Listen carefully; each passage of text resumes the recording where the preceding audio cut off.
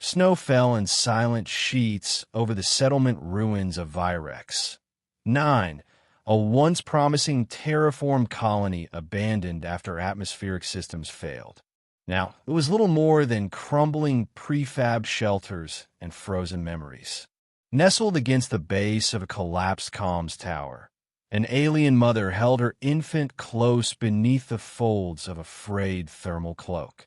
Her skin, a pale, cobalt shade, had begun to turn brittle around the edges, frostbite creeping in.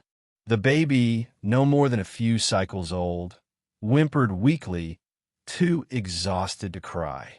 Her name was Zalari, one of the last survivors of the Nerith, a peaceful species displaced when their moon was strip-mined into extinction by humans and other dominant traders. She hadn't blamed them, not at first. But now, shivering and alone on this forsaken world, hope had run dry. No food, no fire, no other survivors. She hadn't spoken for days. Somewhere beyond the snow-blind horizon, a human transport ship buzzed low across the wasteland.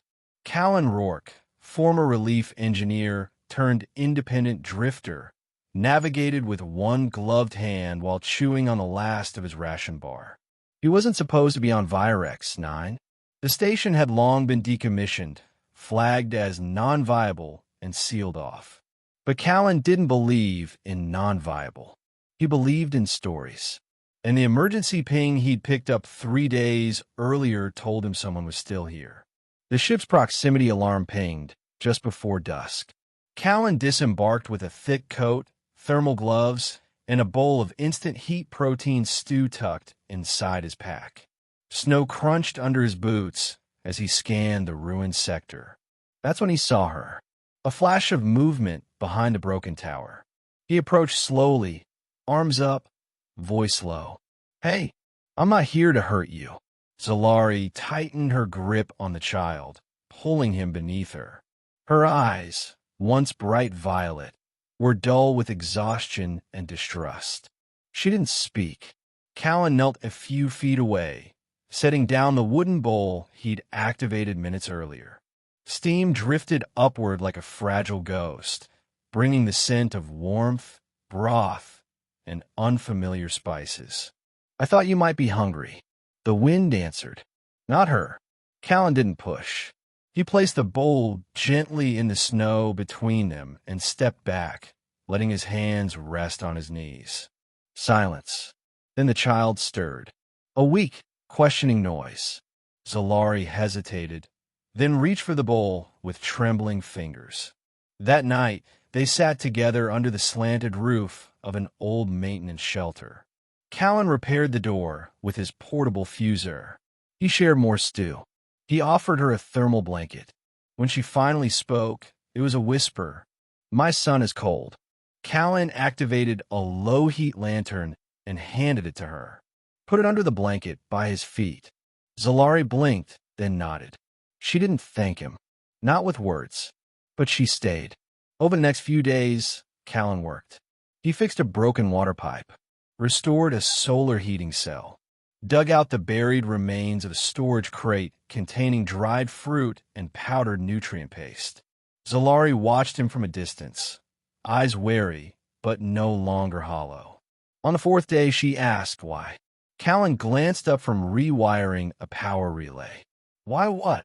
Why help me?" He didn't answer right away. Then, because someone should have a long time ago. She told him about the Nerith, how her people had begged for evacuation before the final quakes, how only a few transport ships arrived, and most of them took bribes, how she ended up on Virex 9 because it was supposed to be safe. It wasn't. "They called us refugees," she said bitterly, "but no one came back."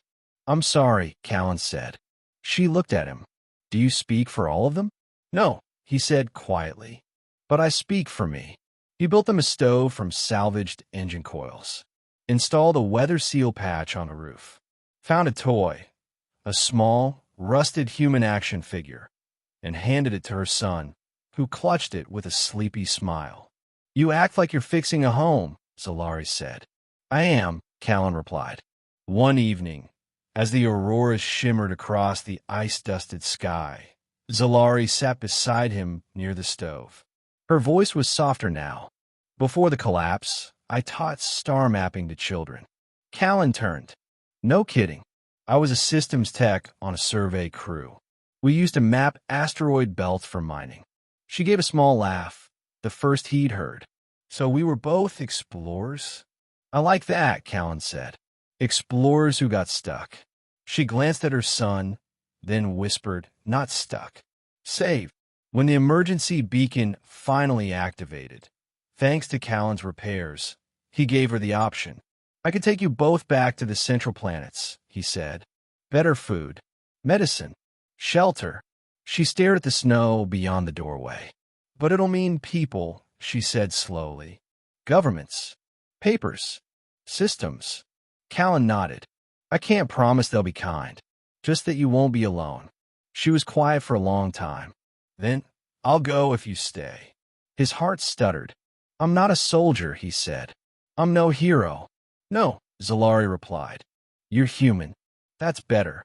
The shuttle lifted from Virex 9's crust under a rare, sunlit sky. Inside, bundled in blankets, Zalari and her child sat close together. Callan piloted with one hand and held a ration bar in the other.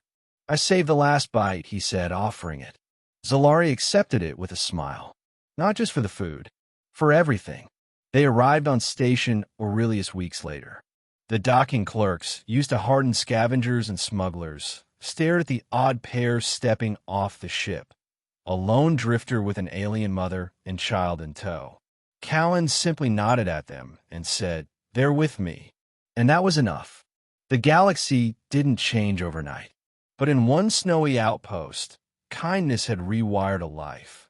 One human had arrived with food and compassion, and an alien mother had learned to believe in something stronger than fear. She believed in humanity, because one man had shown her the warmth still burning beneath the ice.